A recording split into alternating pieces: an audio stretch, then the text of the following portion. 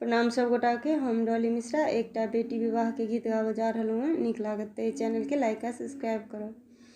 मोहि लेलखिन सजनी मोर मनमा, पहुन मारा घो।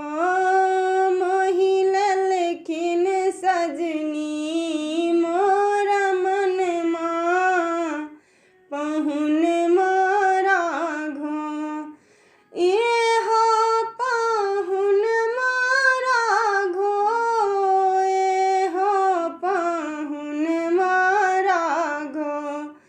राजा दशरथ के दुलरुआ, पहुन मारा घो।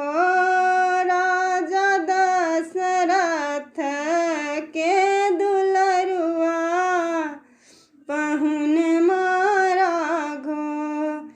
अखियन में काजल कारी, होठवा में पानक लाली। अखियन में काजल कारी, ओठवा पर पानक लाली। लाल लाल माथ पर मौरिया, पहुन मारा घो।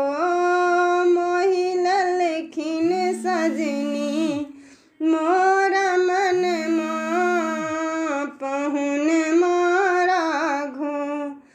इहो पहुन मारा घो, सिया के सजन मारा घो।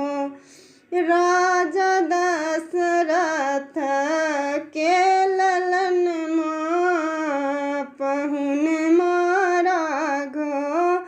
मोहि लेलखिन सजनी मोर मनमा, पहुन मारा घो।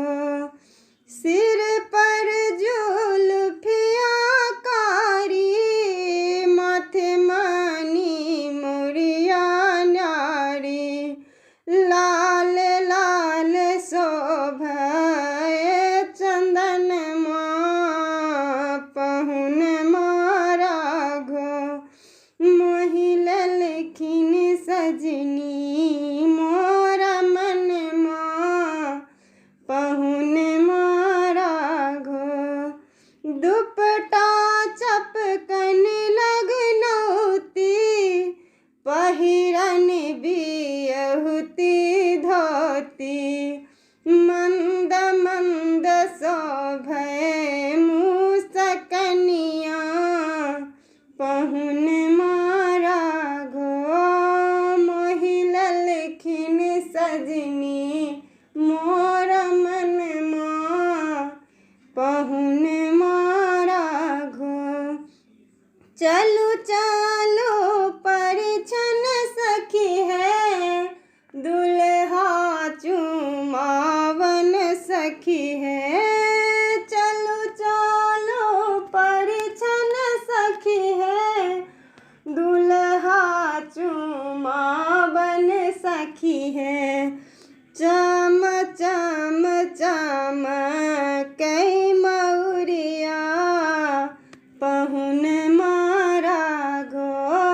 मोहि लेलखिन सजनी मोर मनमा, पहुन मारा घो। इहो पहुन मारा घो, सिया के सजन मारा घो। राजा दशरथ